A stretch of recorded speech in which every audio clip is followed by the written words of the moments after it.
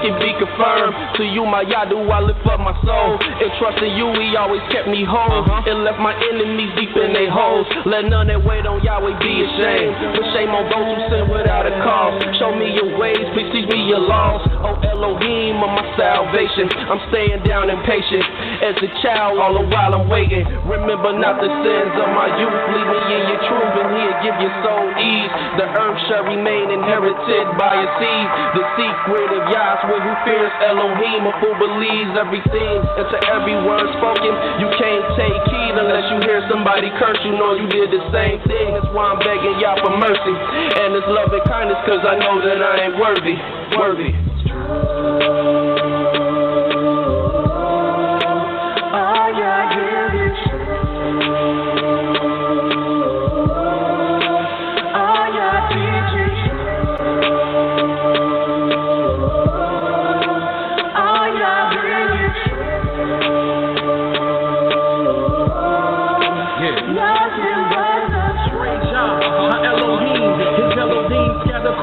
The seven seas, captivity is taking hold upon me.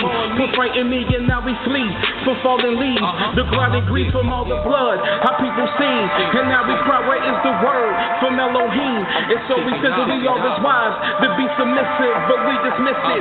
It is of this reason we have fallen victim to the lies that your root will prey and pursue. Rebellious of His Son, forgotten that He is one. Broken the holy ordinance, rejection of reproof. Then acknowledge what we do. Now we return back to the truth. Yah's word is the truth. Yah's decrees is the proof. Local 12 just released the scoop. It's the summer of Sam. They calling it Pam. Made us worship the Son of Man. And somehow that the moon, they stole our style and gave it to Rothschild. Now we exalt the vow, but hit the turnstile. Yah's Nabi set the crooked things straight. Praise Yah from the rising to the evening to the closing the gate. Exposing the fake. Yah give the truth a daybreak. Now the liars can't escape and the haters can't relate to the light the truth make. See the wicked's pride deflate. Ye adore Yah, magnify Yah, cause He's great.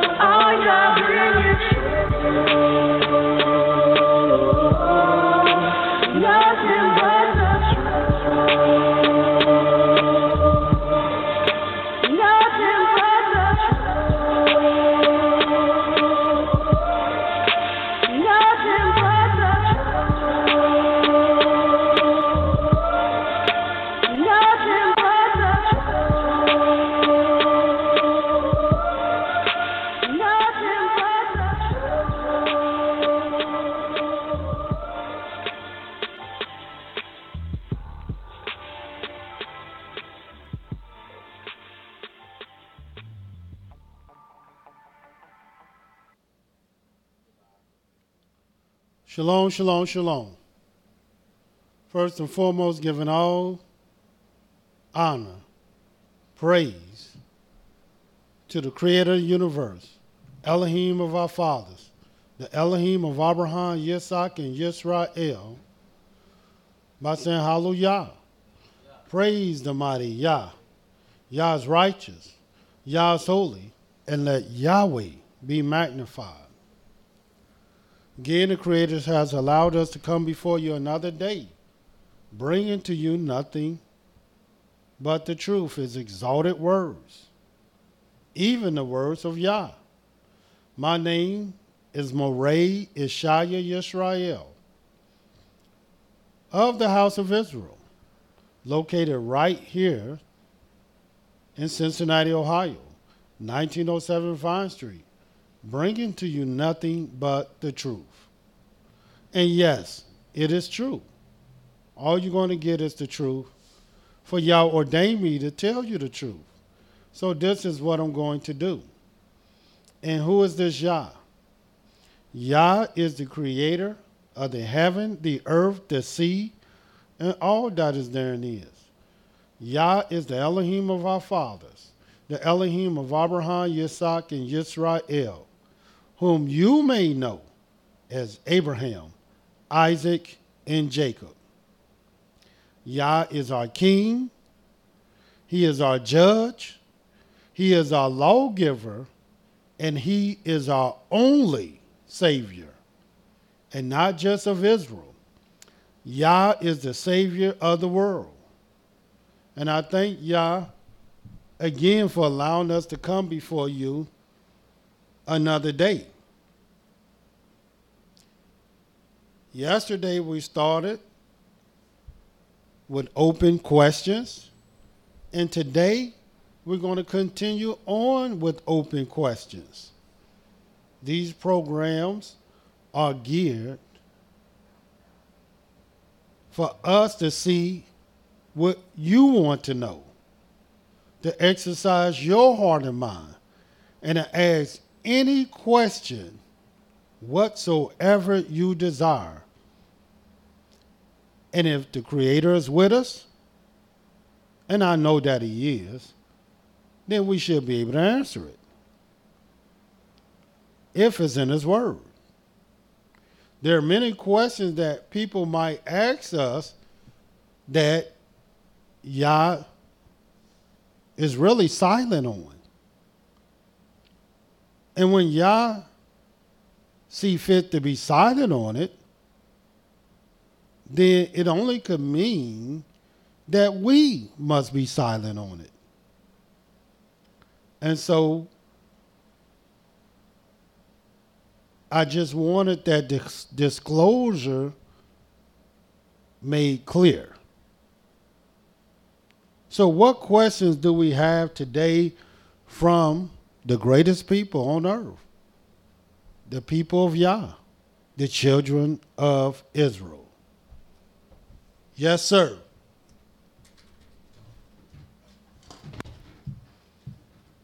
And we're going to start with the various questions that we were left with yesterday. Shalom. Shalom. This question's from YouTube from yesterday. In Joshua 5, verse 11 and 12. In the book of Joshua, the 5th chapter, the 11th verse.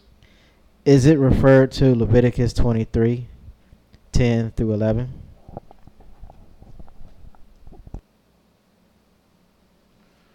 In the book of Joshua, the 5th chapter, the 11th verse, let us read this. I'll start at the 10th verse.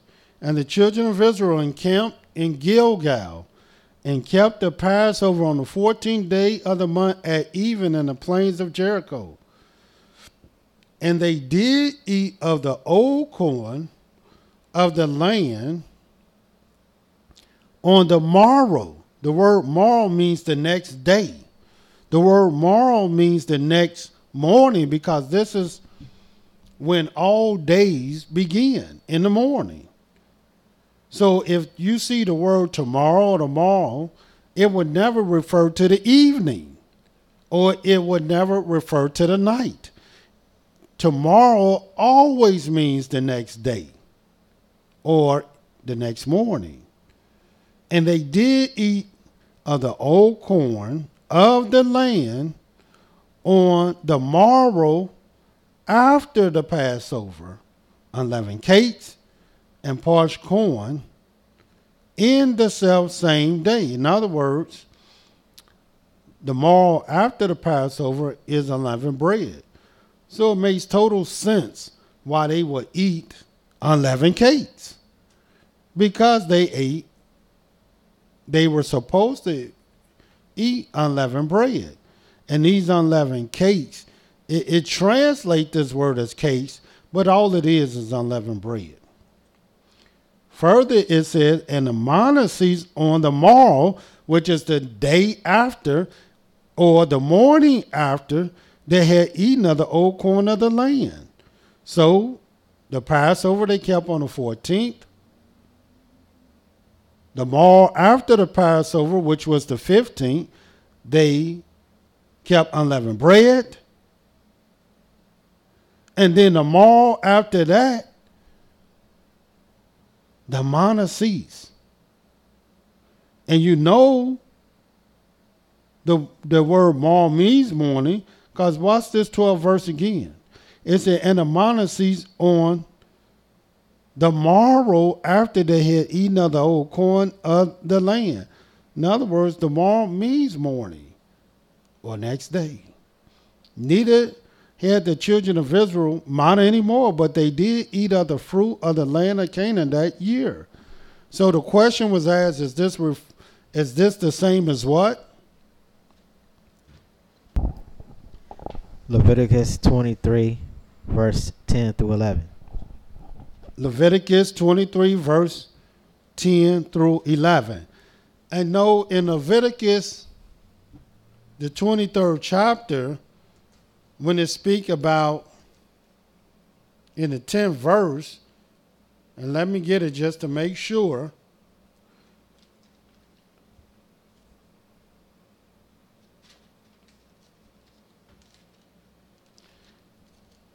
Yes, in the book of Leviticus, the 23rd chapter, the 10th and 11th verse, it is speaking about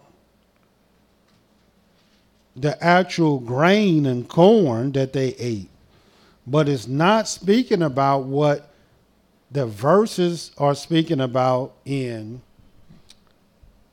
Leviticus 23 and 10 and 9, because in Leviticus, the 23rd chapter, verse 10 and 11 is speaking about the first fruits, the feast of weeks. The feast of weeks did not occur in the first month, in the first year. It didn't occur in the same month as the Passover.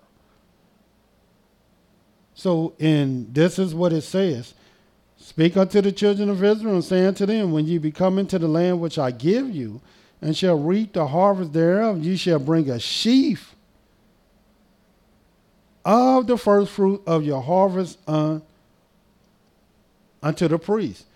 A sheaf is just part of the vegetation that you will wave before the Most High. And he shall wave the sheaf before Yahweh to be accepted for you on the morrow after the Passover. No, it didn't say that. On the morrow after they ate the old corn. It didn't say that. As it did say in the book of Joshua. But it says on the morrow after the Sabbath, the priest shall wave it. And the Sabbath day is on the 7th day. So this is when this occurred. Now, a lot of our people have been taught by their enemies, by Esau, by the Jewish community, that this was waived after the morrow of the Passover. And that is not the truth. This is in error. What our people are doing today in saying they keeping the Feast of Weeks, or Chag Shavuot in Hebrew. They are not. Next question. Shalom.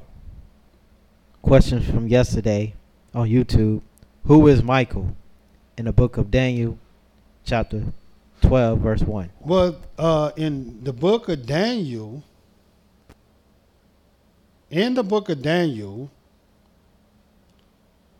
12th chapter, where it speaks of the great prince that's standing for our people, whose name is Michael or Michael, this is one of the great princes of heaven.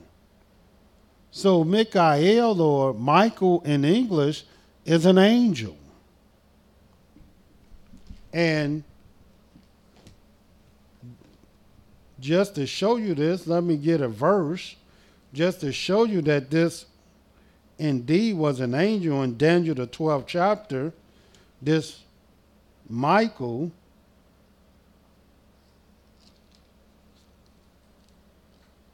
and again, the scripture is about Daniel, the 12th chapter, the very first verse, where it talk about this prince that standeth for our people.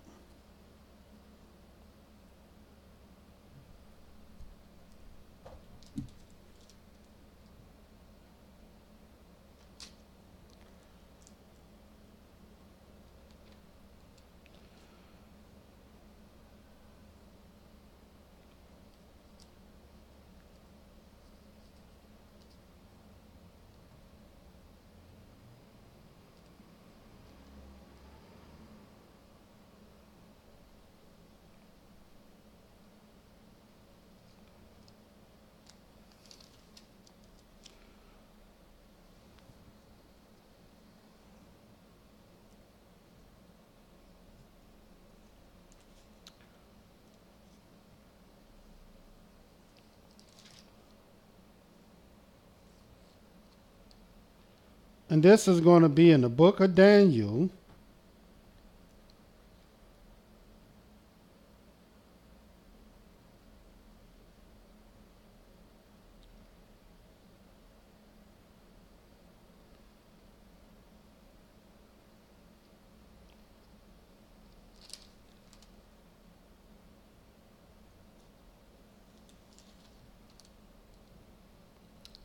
The 10th chapter.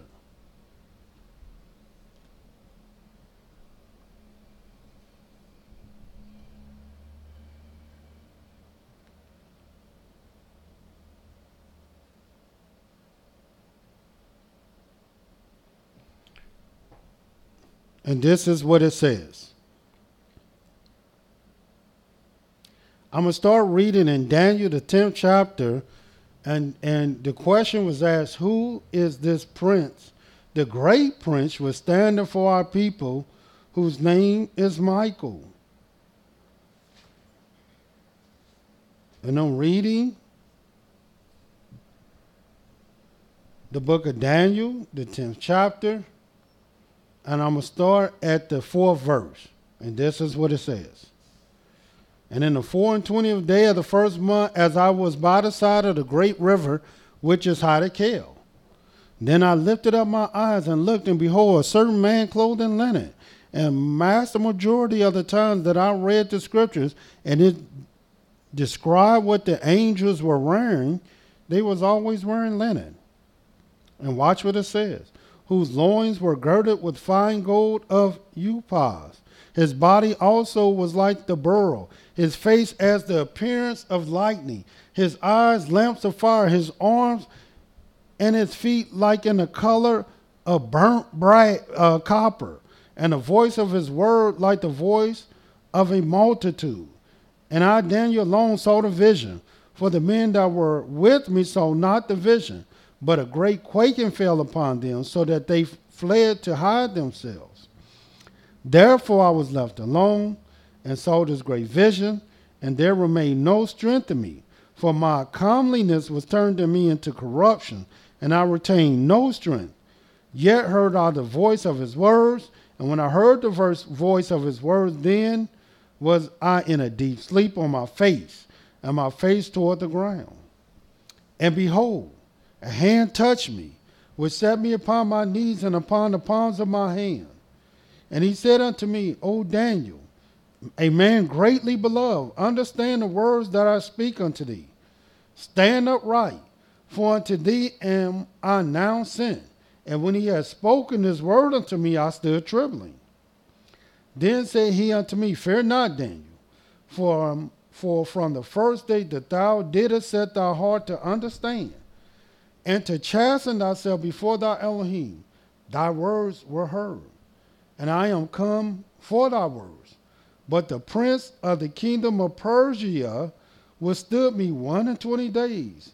But lo, Michael, one of the chief princes, came to help me.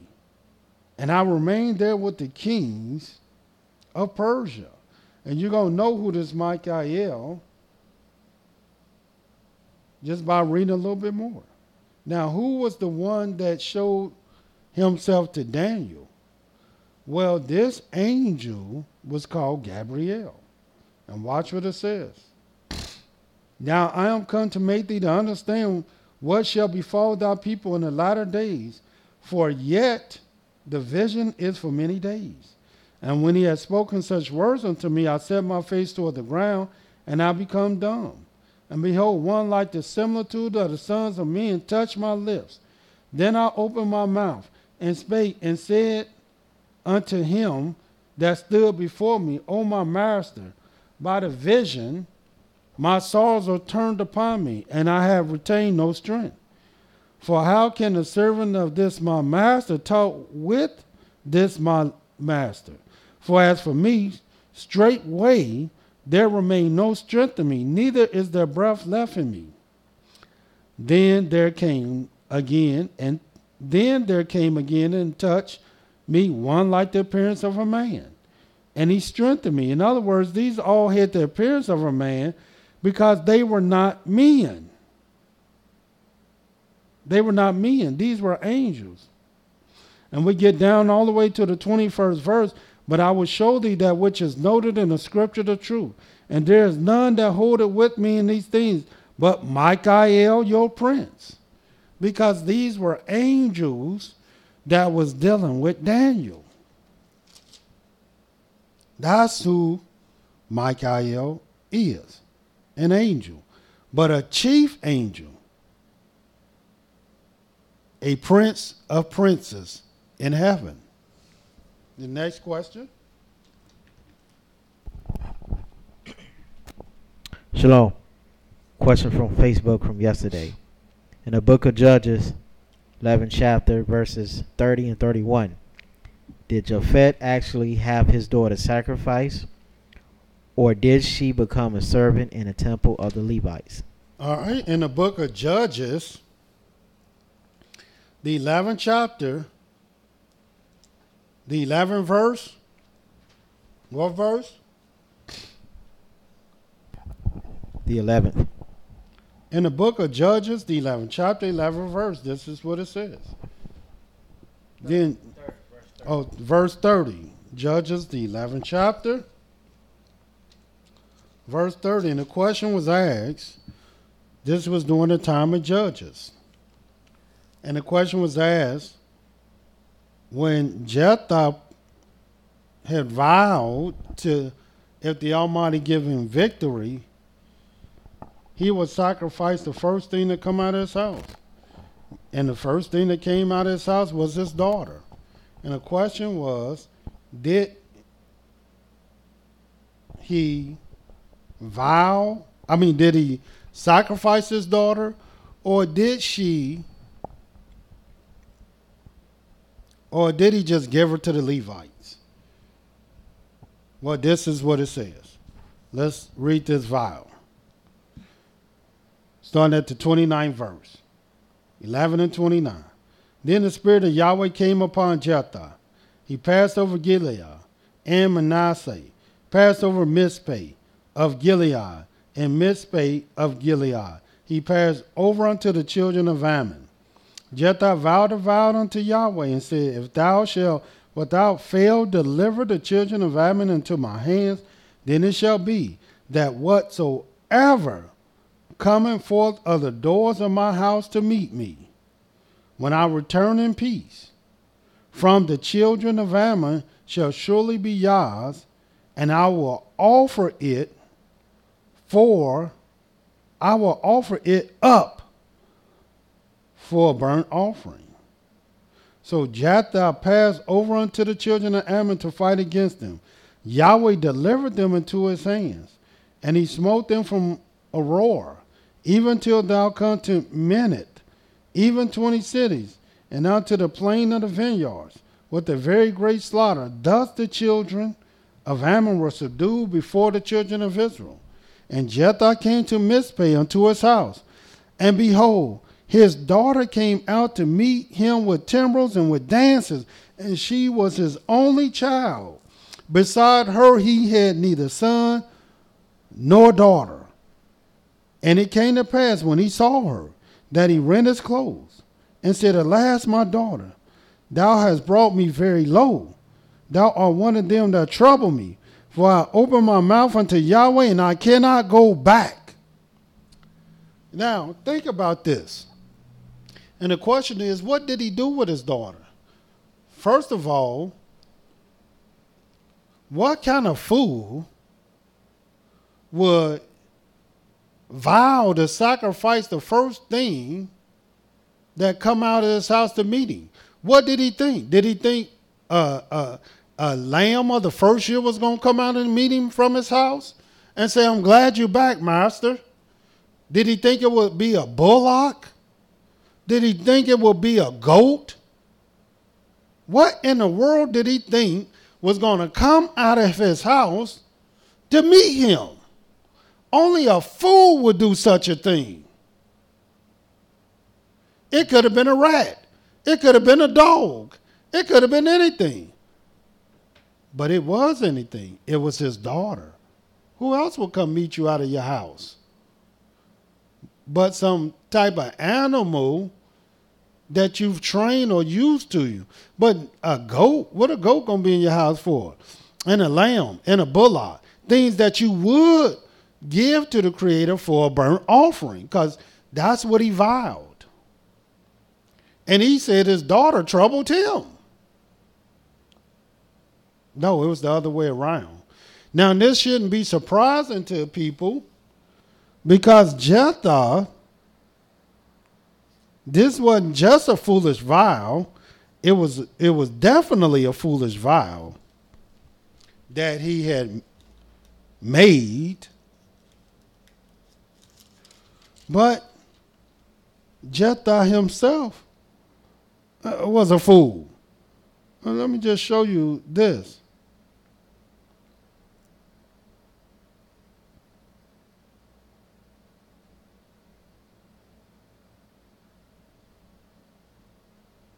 Watch what it says in the book of Judges, the 11 chapters. Just reading the first 3 verses and watch what it says. Now Jephthah the Gileadite was a mighty man of valor, and he was the son of an harlot. And Gilead begot Jephthah, and Gilead's wife bare him sons. And his wife's sons grew up, and they thrust out Jephthah, and said unto him, Thou shalt not inherit in our father's house, for thou art the son of a strange woman. Then Jephthah fled from his brethren, dwelt in the land of Tob, and there were gathered vain men to Jephthah, and he went out with them. In other words, this man, that's all he hung with anyway, with vain people and vain men. So it's understandable for him to make a vain vow. And that's what he did. But the real question is, what did he do with his daughter? Well, no, this vain, foolish man was not one that would give her to the Levites or to the priests. They wouldn't take her anyway, because he didn't vow to give them like Hannah. Hannah vowed to give her son to the Most High. And what happened when she gave him to the Most High, according to the book of 1 Samuel? Well, he was given to the priest. But this is not what Jephthah vowed, to give the first thing that come out of his house to the Most High. He vowed to offer it up for a burnt offering. But this is what his daughter said in the book of Judges, 11 chapter, the 36th verse. And she said unto him, My father, if thou hast opened thy mouth unto Yahweh, do to me according to that which shall proceed out of thy mouth. For as much as Yahweh have taken vengeance for thee of thy enemies, even of the children of Ammon. And she said unto her father, Let this be done for me. Let me alone 2 months, that I may go up and down upon the mountains and mourn my virginity. I and my friends. And he said, Go. And he sent her away for 2 months. And she went with her companions, mourned her virginity upon the mountains. And it came to pass after 2 months that she returned unto her father, who did with her according to his vow which he had vowed, and she knew no man. And it was a custom in Israel that the daughters of Israel went yearly to lament the daughter of Jephthah the Gilead 4 days in a year. In other words, he killed his daughter. That's what the word sacrifice means. He killed his daughter, as he said he would. Now, did Yahweh accept it? Yahweh didn't accept that. But that's what was done. And you might ask, how do I know Yahweh didn't accept that? Yahweh said that the prayer of the wicked is an abomination. The prayer of the wicked is abomination. So you know Yahweh is not going to accept nothing from no fool. The sacrifice, the first thing coming out of his house, and it could have been a rat. It could have been a snake that crawled up to him.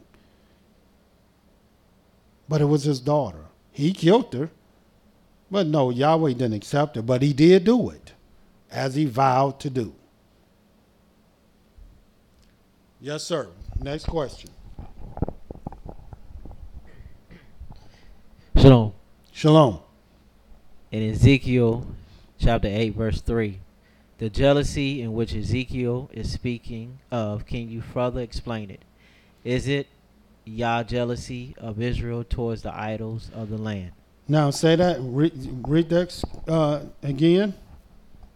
In Ezekiel 8, verse 3. Okay, Ezekiel the 8th chapter. Verse 3. And go ahead. What's the question? The jealousy in which Ezekiel is speaking of, can you further explain it? All right. We'll start at the first verse. In Ezekiel the 8th chapter. First verse, and it came to pass in the 6th year, in the 6th month, in the 5th day of the month, as I sat in my house, and the elders of Yehuda sat before me, that the hand of Yah fell there upon me. Then I beheld, and lo, a lightness as the appearance of fire, from the appearance of his loins even downward, fire, and from his loins even upward, as the appearance of brightness, as the color of amber. And he put forth the form of a hand, took me by the lock of my head, and the Spirit lifted me up between the earth and the heaven, and brought me in the visions of Elohim to Jerusalem, to the door of the inner gate that looketh toward the north, where was the seat of the image of jealousy, which provoked to jealousy. And behold, the glory of Elohim of Israel was there, according to the vision that I saw in the plain. Then said he unto me, Son of man, lift up thy eyes now the way toward the north. So I lifted up my eyes the way toward the north, and behold, northward at the gate of the altar, this image of jealousy in the entry. And he said furthermore unto me, Son of man, seest thou what they do? Now this is what Yahweh wants you to know about this image of jealousy.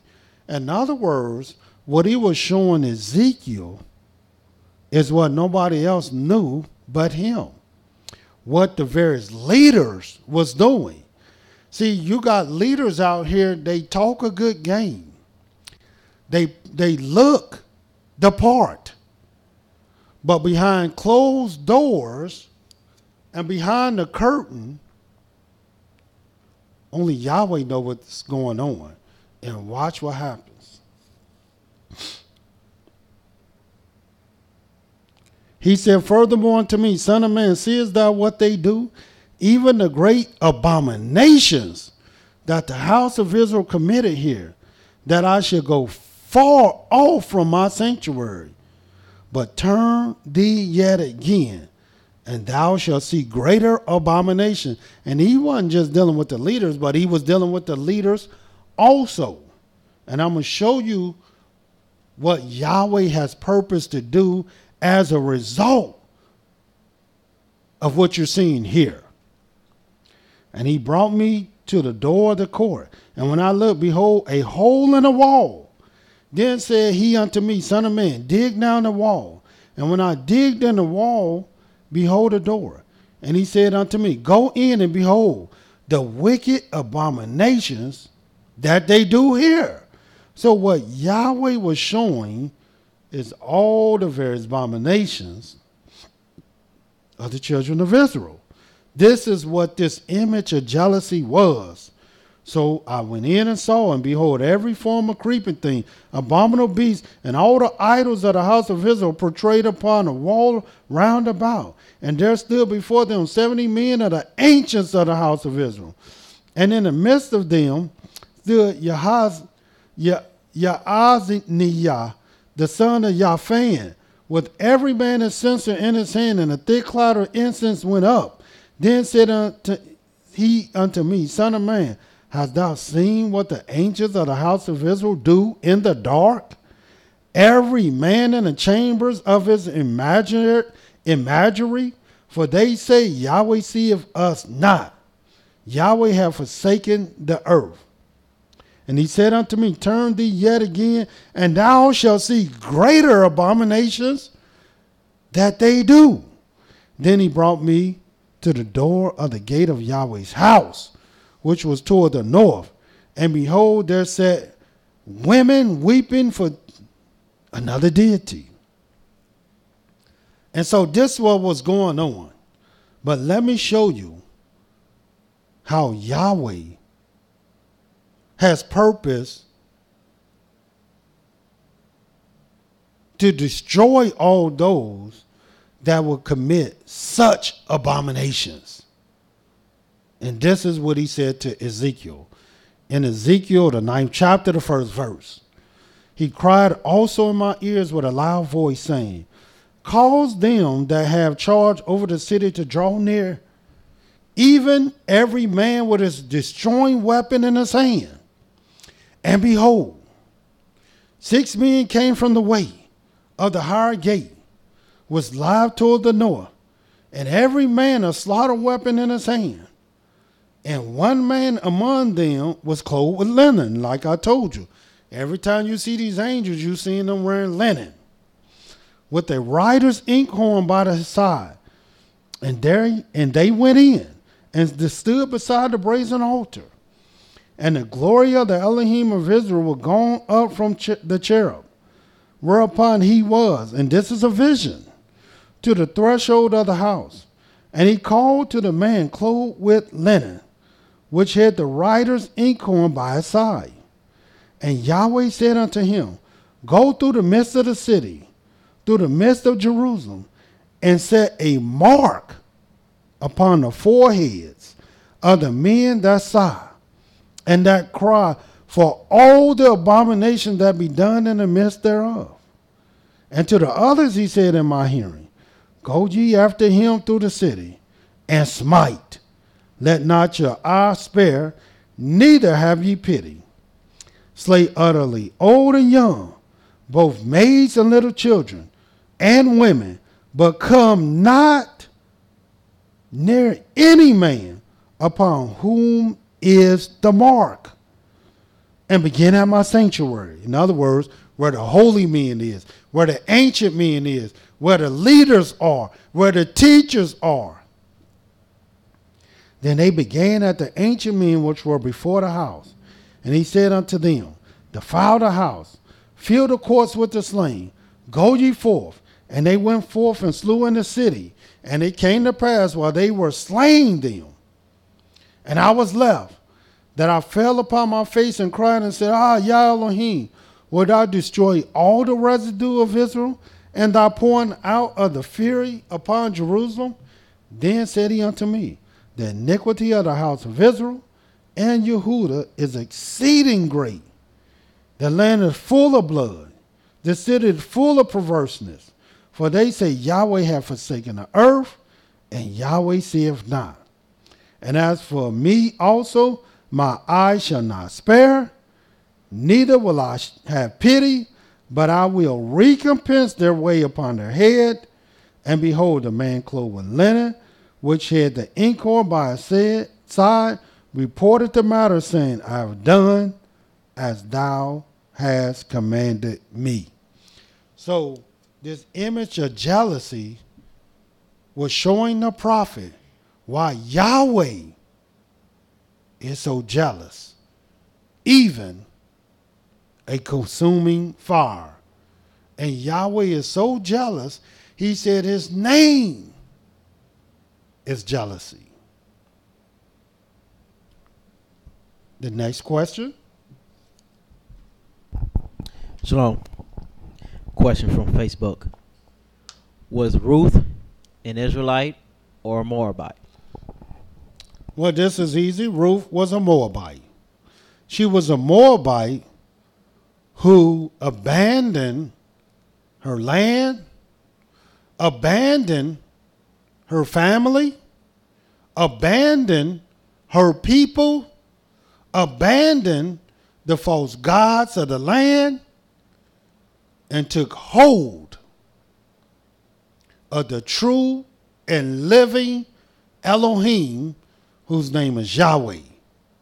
And when she took hold of Yahweh and denounced everything about her identity and her culture and her way of life and her people, Yahweh accepted her. She was a Moabite. But she became an Israelite, not by birth, not by blood, but by conversion. So she was still a Moabite. But she was grafted and accepted into the Hebrew family. Next question. No more? All right. And we had a couple other questions. One of our brothers, beautiful brothers, asked about what would it take for the leaders to come together? And let me tell you what it would take for the leaders to come together. And I'll show you just a couple scriptures on this. One is in the book of Isaiah 52. And this is what it says in the book of Isaiah 52.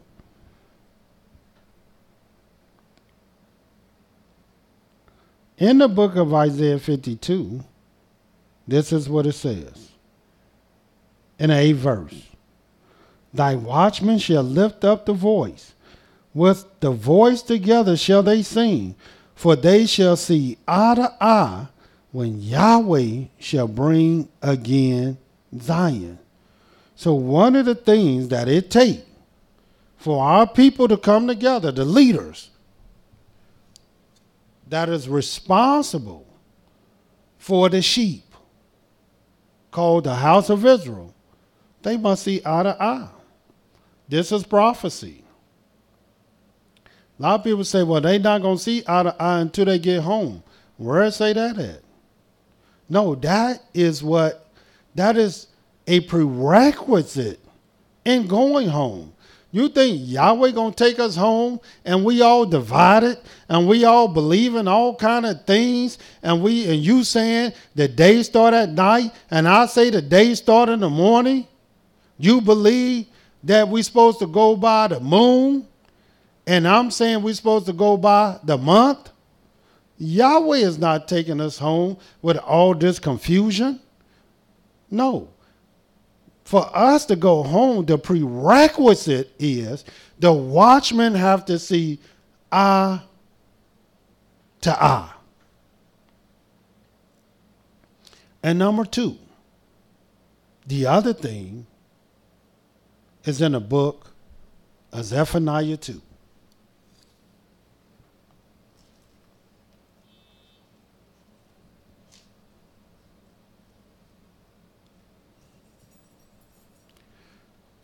In the book of Zephaniah, the 2nd chapter, this is what it says.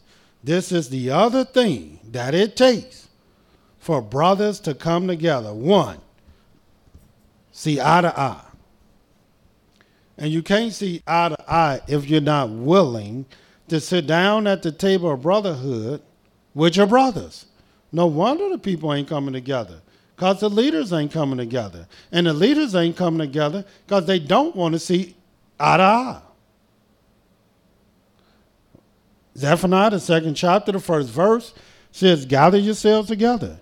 Yea, gather together, O nation, not desire. Before the decree bring forth. In other words, come together before the decree bring forth.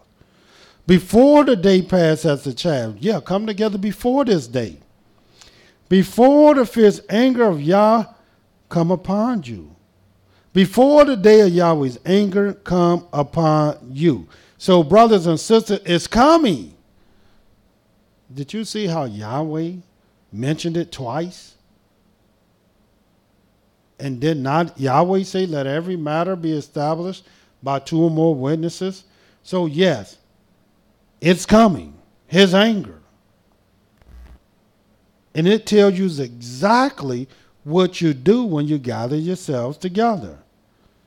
Seek ye Yah, all ye meek of the earth. In other words, you come together to seek the Most High, regardless of what you believe, regardless of your ideology, regardless of your persuasion and beliefs. Come together and seek Yah, all ye meek of the earth, which are wrought as judgment. And then it tells you what to do. Seek righteousness. Seek meekness. It may be ye shall be hid in the day of Yah's anger. Because once you begin to start seeking righteousness and meekness together, that don't just mean come together and start discussing all your issues and problems. No, that means you come together and you pray. You pray to have the one mind, the one heart, the one spirit, the one law, with the one Elohim, the one Father, with the one people, with one king, one shepherd. This is what you do. You seek him. You seek Yah. And you let Yah make the crooked things straight. But he's not going to do it if you don't come together. This is what the brothers got to do. And this is what the brothers have to know. Show you another scripture on this. In the book of 2 Chronicles, the 7th chapter.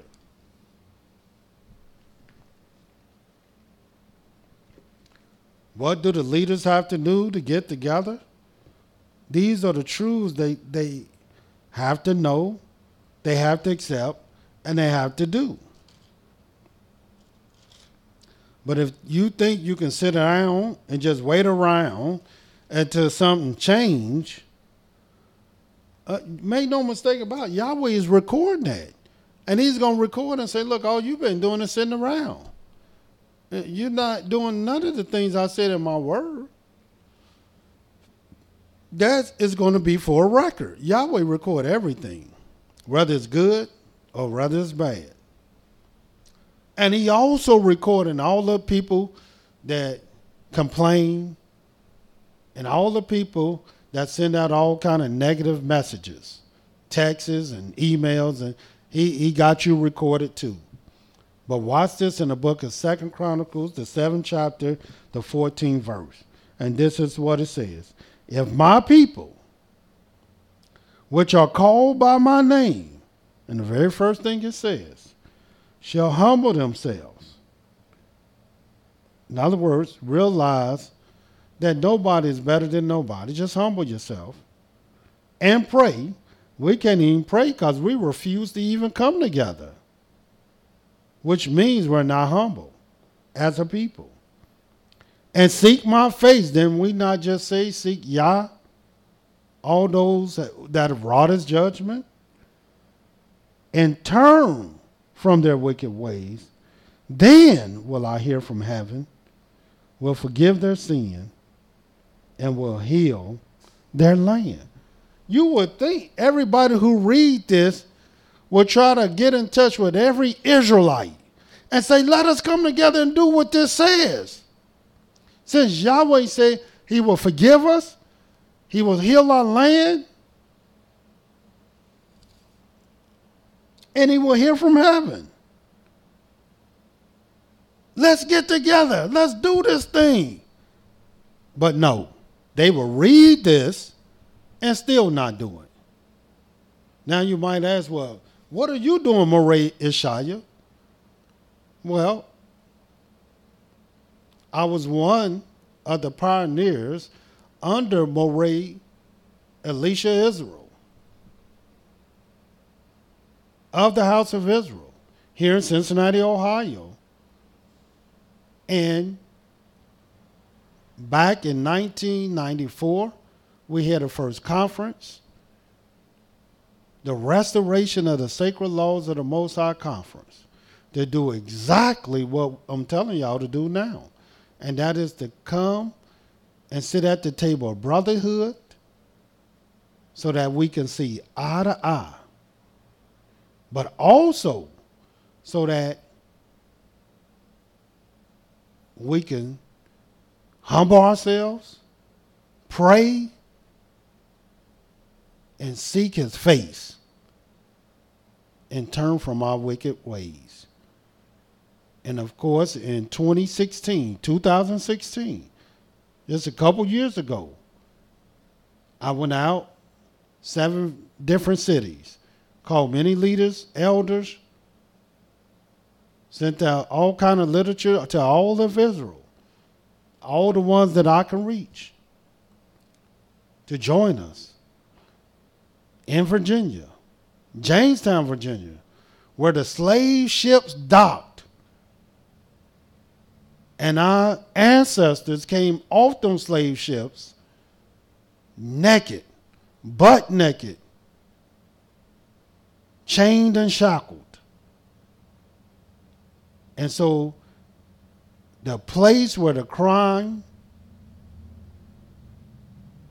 began, we returned right back to that place in 2016 and prayed and sought the Most High and humbled ourselves, irregardless what everybody believed. This is what we did, just like Yahweh told us to do. And we still seeking Yah and reaching out to our brothers and sisters that we got to seek Yah before it's too late. Because Yahweh do have a timetable. This is time sensitive. And for some strange reason, many of our people and our leaders don't respect time. And show you what Yahweh had to say about this. And then I'll take any other questions. Any questions up? Yeah. All right. In the book of Proverbs, let me show you this.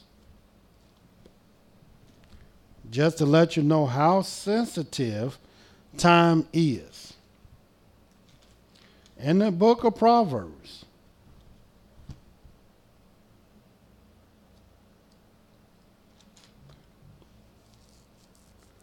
in the first chapter, and this is what it says.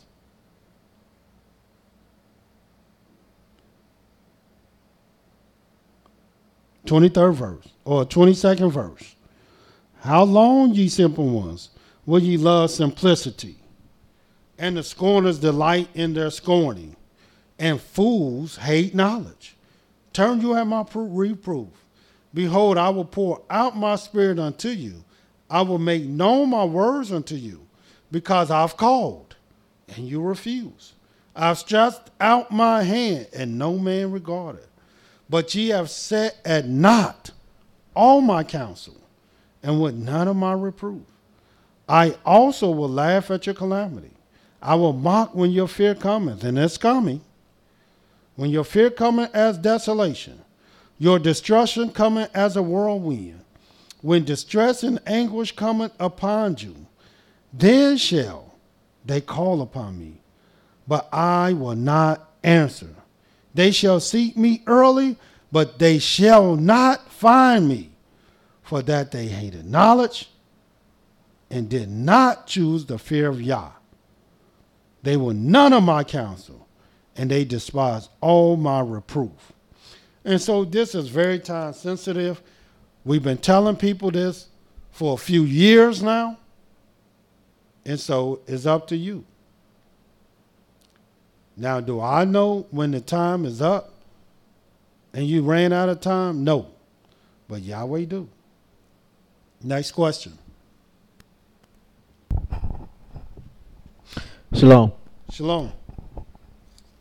Can you talk about Ezekiel chapter 4, prophecy of the captivity? What was that a reference to? Yeah, in the book of Ezekiel, the 4th chapter, and we're going there now.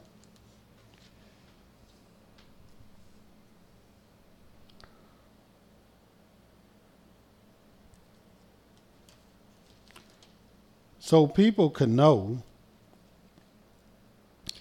in the book of Ezekiel, Ezekiel was a prophet that was raised up and sent to the captives in Babylon. And watch what it says right before I read Ezekiel, the 4th chapter. Watch what it says in Ezekiel, the 1st chapter, so you can understand Ezekiel, the 4th chapter. And watch what it says in the very first verse. Now it came to pass in the 30th year, in the 4th month, in the 5th day of the month, as I was among the captives by the river of Chebar, that the heavens were open, and I saw visions of Elohim.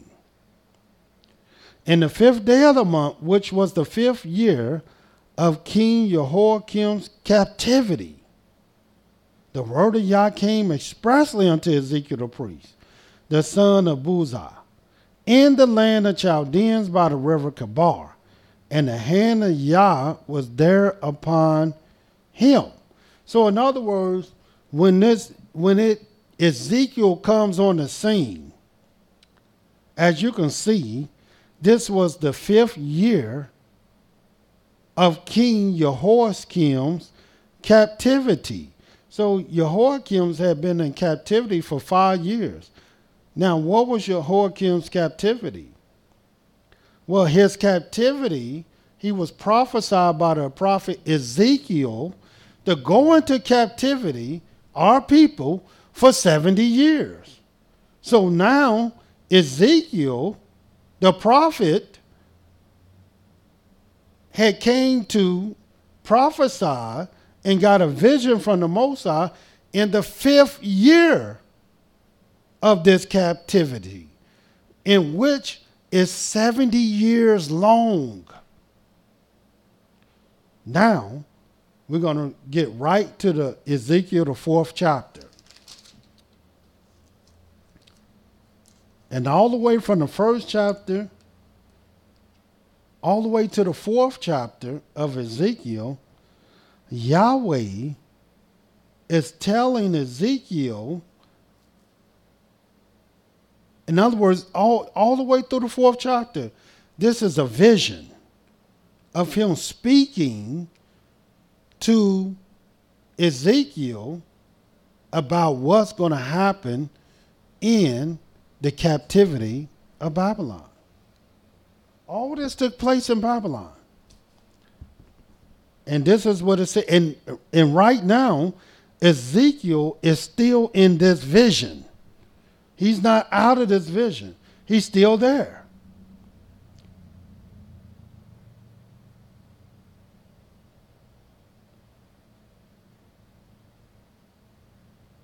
And we in Ezekiel, the 4th chapter, the very first verse.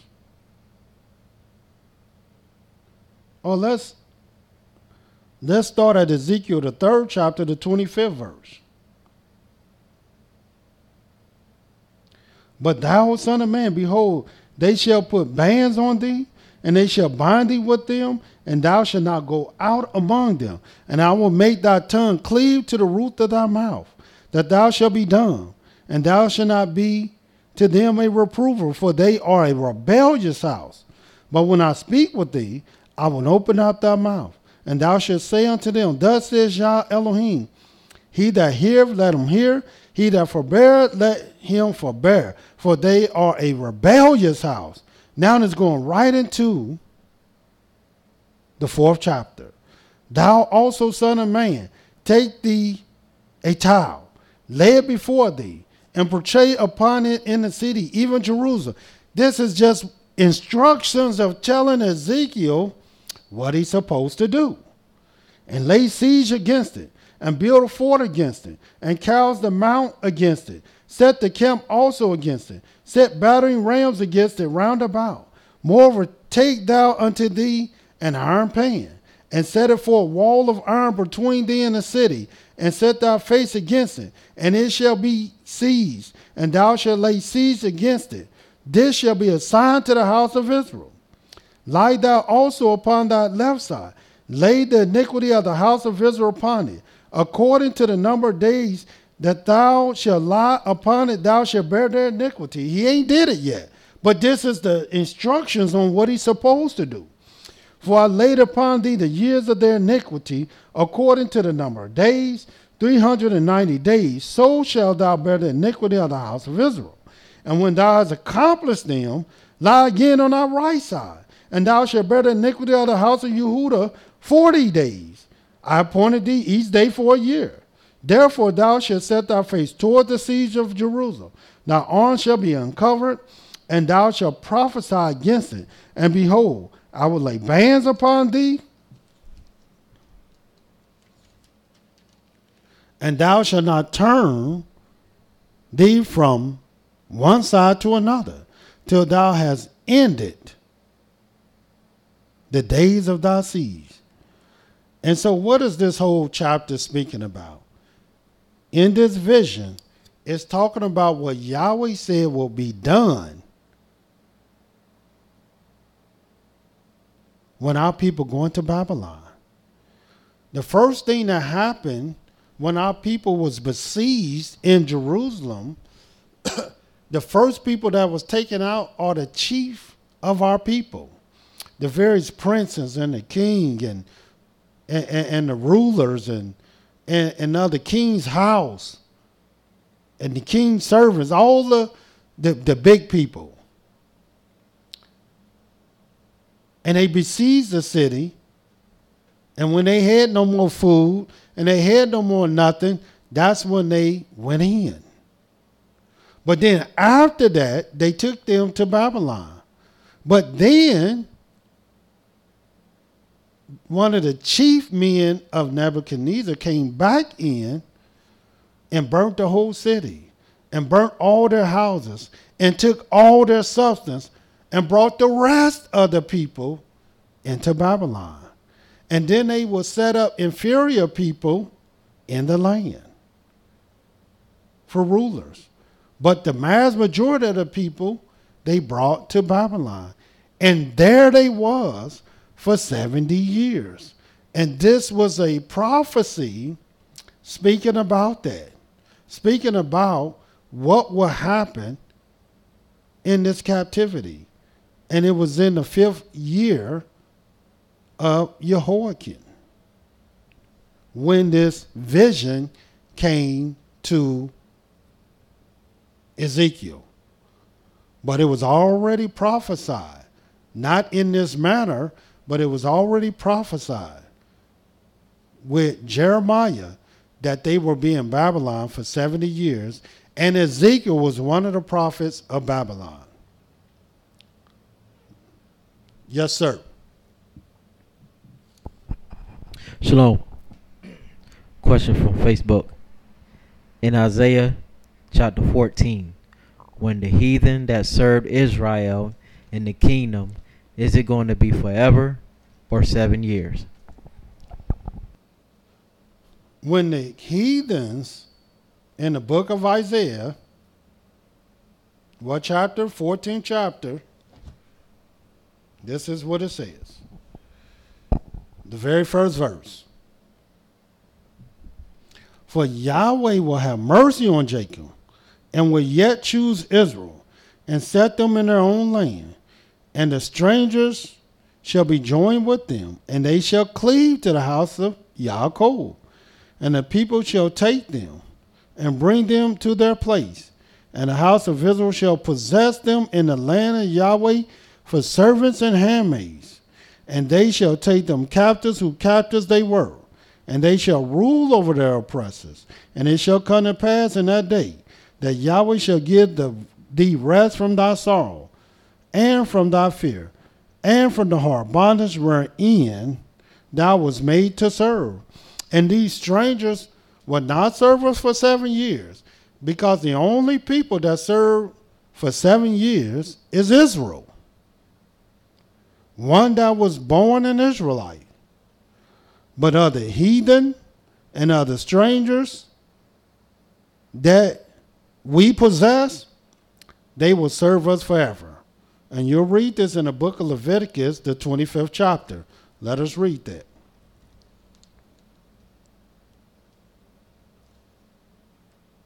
This is the law. Leviticus 25.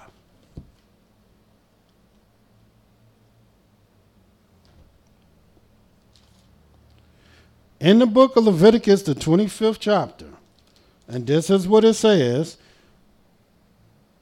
in the 39th verse.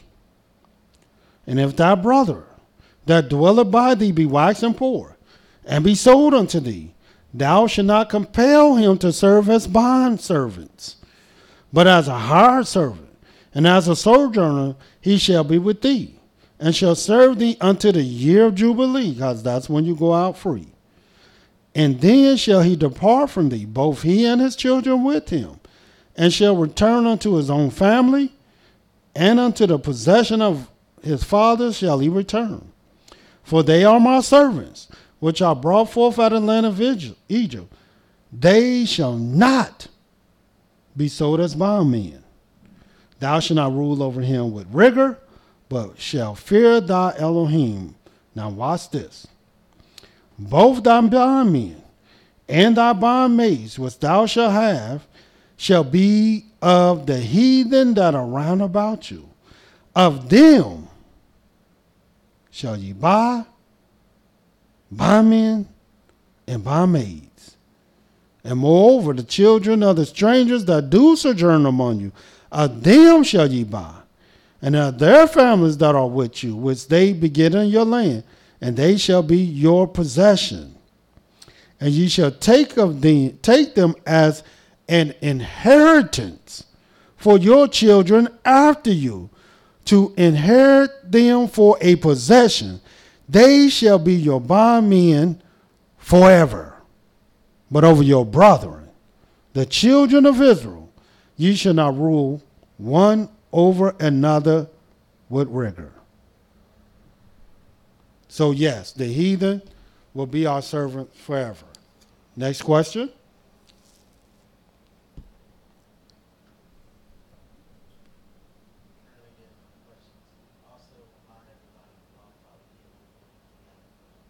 Yes, and if you're on Blog Talk and you have questions, all you have to do is hit the number 1 on your phone and we will come to you. Yes, sir. Shalom. Does Israel have a symbol to represent them, i.e. a flag? Today, the children of Israel don't have a pole, a beacon, a flag, or anything that denote them as a people. Nothing. Because if we did, our people would rally around it. And our people have nothing to rally around. But when our people do have something, let me show you the very thing that our people will rally around. This will be our symbol. This will be our beacon. This will be the image that Yahweh will give us in the last days that our people will rally around. And you'll read it in the book of Isaiah, the 11th chapter. Turn there.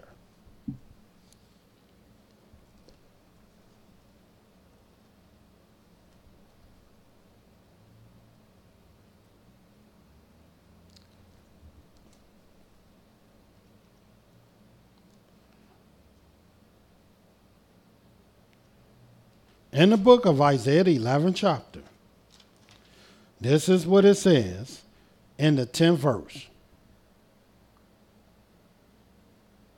And in that day, there shall be a root of Jesse. And who is Jesse?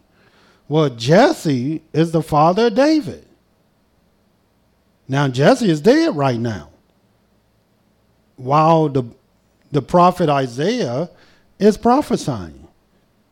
And the root of Jesse is dead.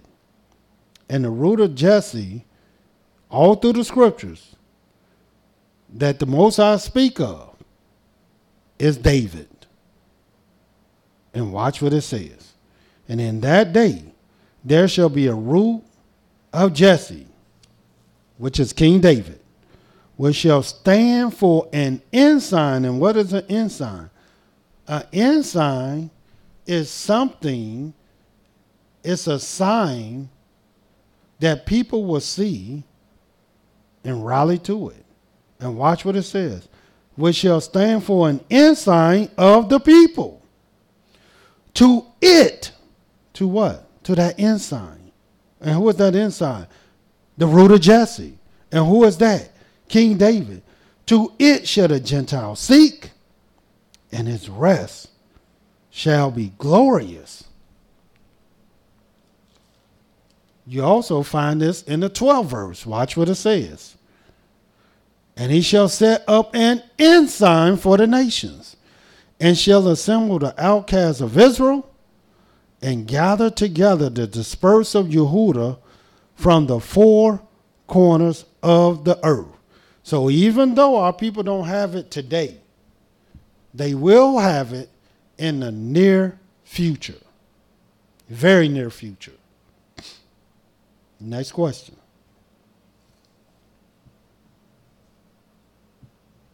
And it won't be a flag. It will be none other than King David.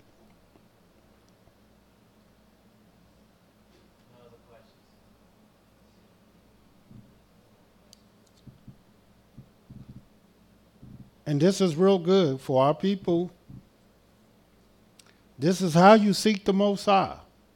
This is one of the ways that you seek the Most High. And I can assure you, the various leaders is not going to avail themselves to answer these questions that the people have. Because then the people might ask them, well, why can't leaders come together? And the simple truth is because of pride and arrogance. If the leaders want to come together, they will come together. All one have to do is humble themselves and not be afraid. Don't be afraid that you might be wrong. Don't be afraid of being embarrassed. Don't be afraid of what the people gonna say. Don't be afraid of losing a congregation that don't belong to you anyway. Don't be afraid because you think people not gonna follow you, because they gonna start thinking that you're not the man they thought you would be, or you portrayed yourself to be. All one have to do for the leaders to come together is humble themselves. Say, look, regardless of what they believe, regardless of what I believe, regardless if I'm right or they're right and I'm wrong, let us come together and let's sit down and let's talk about these things. Let's discuss these things. Let us break bread and let us seek Yahweh. For in the book of Isaiah, the 9th chapter, this is what it says.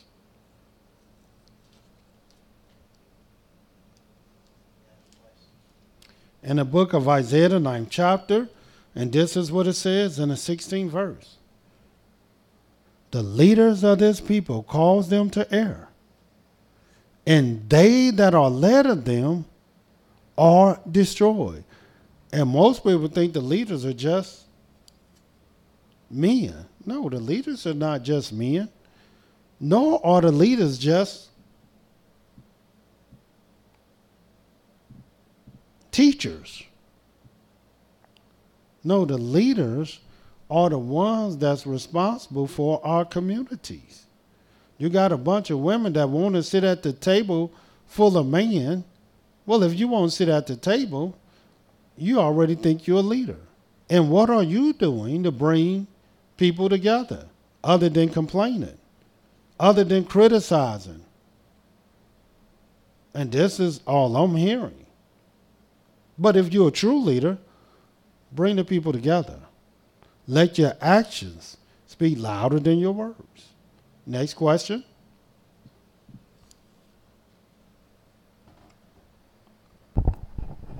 Shalom.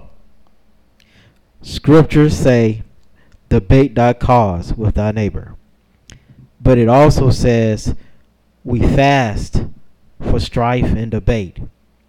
When is it appropriate time to debate? Well, the appropriate time to debate is when Yahweh says it's time. And this is the number one time to debate in the book of Isaiah 43.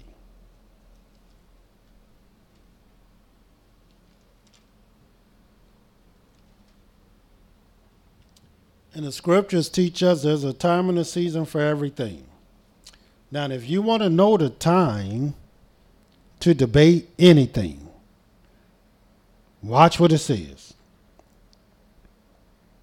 Isaiah 43:8 says, bring forth the blind people that have eyes, and the deaf that have ears.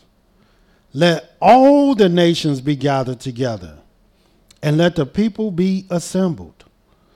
Who among them can declare this and show us former things? Let them bring forth their witnesses, that they may be justified. Or let them hear and say, it is truth. So anytime our people or any people are saying something that is not the truth, Yahweh saying, look, let them bring forth their witnesses. We don't care if it's other nations, other religions, other people, or our people, whoever it is, let them bring forth their witnesses, that they might be justified. And let them hear and say it is truth. And watch what Yahweh say in the 10th verse. Ye are my witnesses, says Yah, and my servant whom I have chosen, that you may know and believe me and understand that I am he. For before me there was no Elohim formed, neither shall there be after me. I, even I, am Yahweh, and beside me there is no Savior. I've declared, I've saved, and I've showed when there was no strange Elohim among you. Therefore, ye are my witnesses, says Yah, that I am Elohim. Yea, before the day was I am he. And there is none that can deliver out of my hand. I will work, and who shall let it? So this is the time to debate. When you have people rising up saying, thus says Yah, and Yahweh ain't said nothing. When they begin to start teaching and saying lies, then let them come say it to us. Because we are Yahweh witnesses. And we avail ourselves to anyone and anybody in any nation and any people that says what we're doing, what we're saying is not the truth. Well, bring forth your witnesses so the people can see whether we are lie or not. Next question.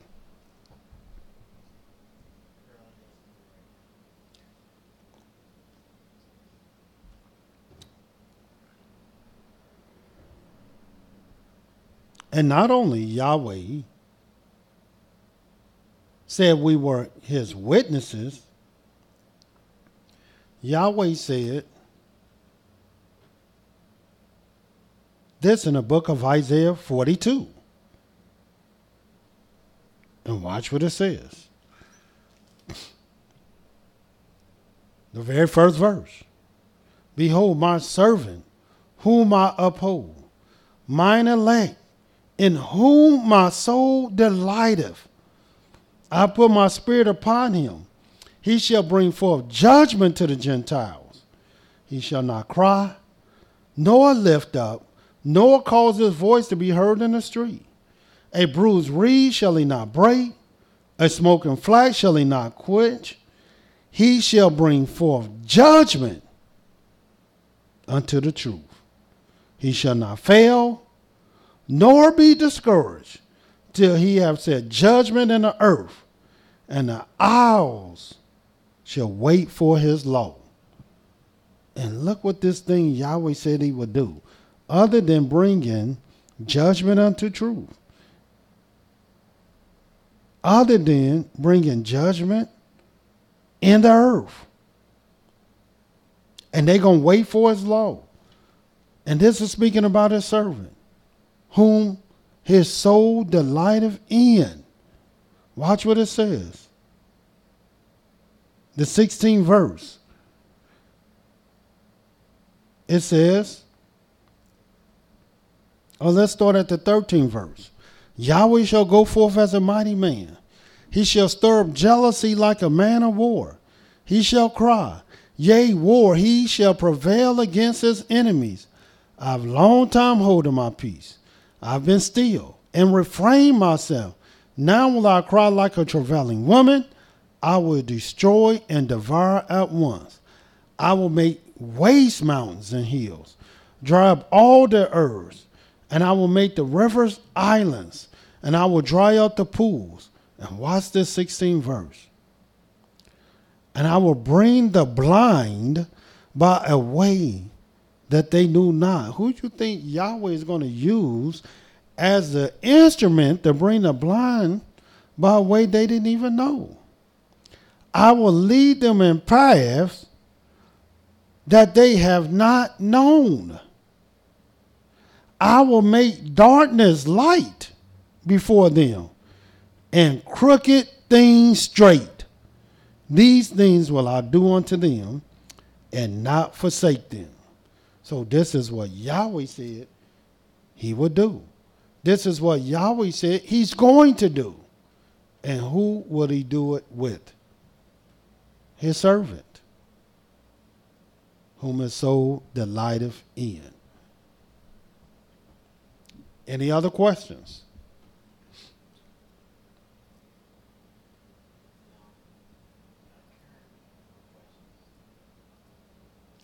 And many of the things that we're speaking about, many of these things will come very suddenly,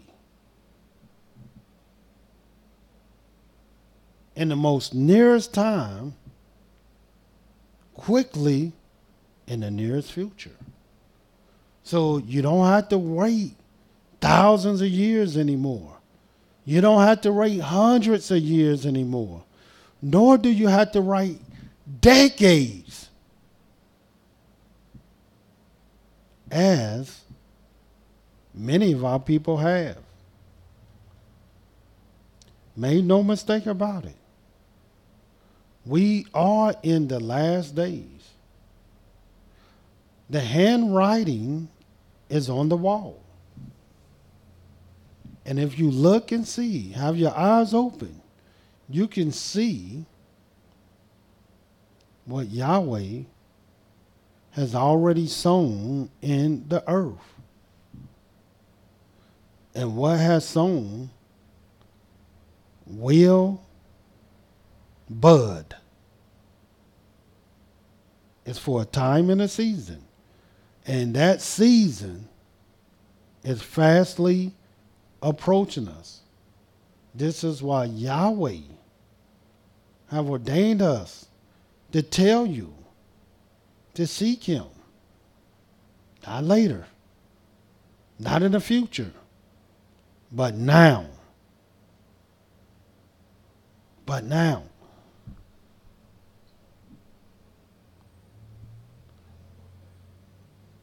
Just to show you something that Yahweh said in the book of Deuteronomy, the 4th chapter.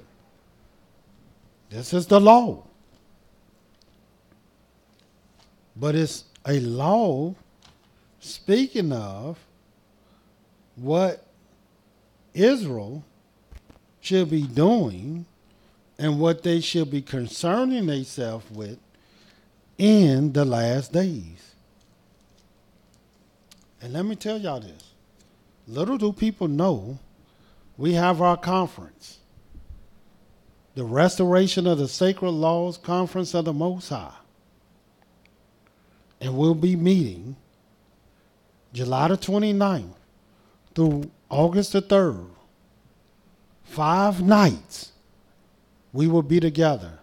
6 days. And we had never been together that long. For 6 days. In Spencer, Tennessee. Out in a cabin setting. Where all it is woods and little small towns around us. The closest city to us will be more than an hour and a half away. So all the little towns around us, but we will be in the woods, in cabins. Beautiful setting. And guess what we'll be doing there? And if you go to our website, worldgatheringyisrael.org, worldgatheringyisrael.org, and you can get our conference information. This is what we'll be doing this summer. And guess what we will be doing? We will be doing exactly what I'm talking about now. Exactly what I'll be showing you. We will be seeking the Most High. And we'll be praying to the Most High. We will separate ourselves from the people, and we will seek the Most High. And the thing about it is, not to just talk about anybody,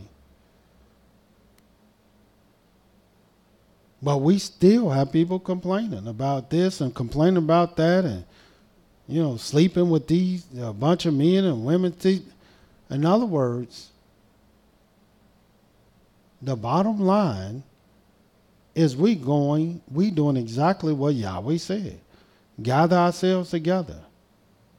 If Yahweh wanted us to gather together in a sewer, that's where I will be. I will be in a sewer. But our people, they will complain. Why we got to gather in the sewer? Why we got to go down there? Why we got to meet there? Because Yahweh told us to gather ourselves together.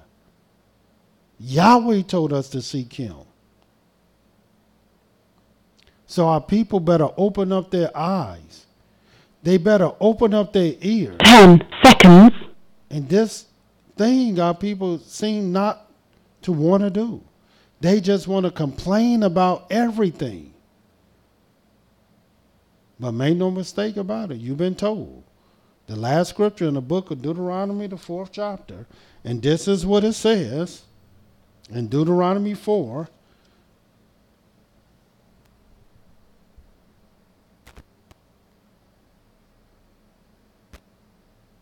'27th verse. And Yahweh shall scatter you among the nations, and ye shall be left few in number among the heathen, where we are today, whither Yahweh shall lead you. And there ye shall serve gods, the work of men's hands, wood and stone, which neither see, nor hear, nor eat, nor smell. But if from thence thou shalt seek Yah thy Elohim, where? Among the heathen. Thou shalt find Him, if thou seek Him with all thy heart and with all thy soul. And let me tell you, brothers and sisters, this is exactly what we're going to do. We're going to seek Yahweh with all our heart and with all our soul. So until tomorrow, in which we will still have open questions. Yahweh love you, and so do I. Shalom.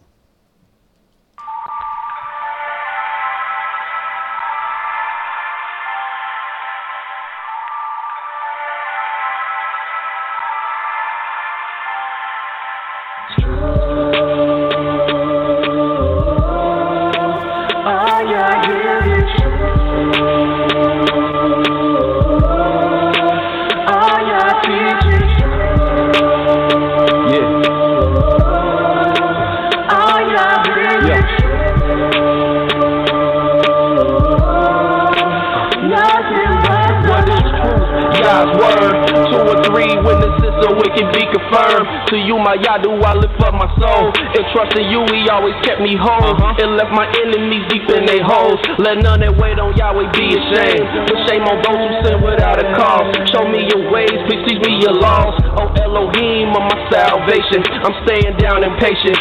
As a child, all the while I'm waiting. Remember not the sins of my youth. Lead me in your truth, and he'll give your soul ease.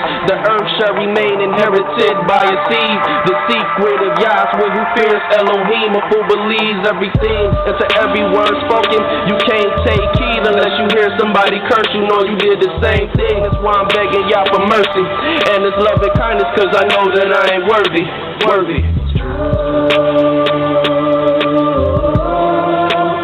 Thank you for using Blog Talk Radio. Goodbye.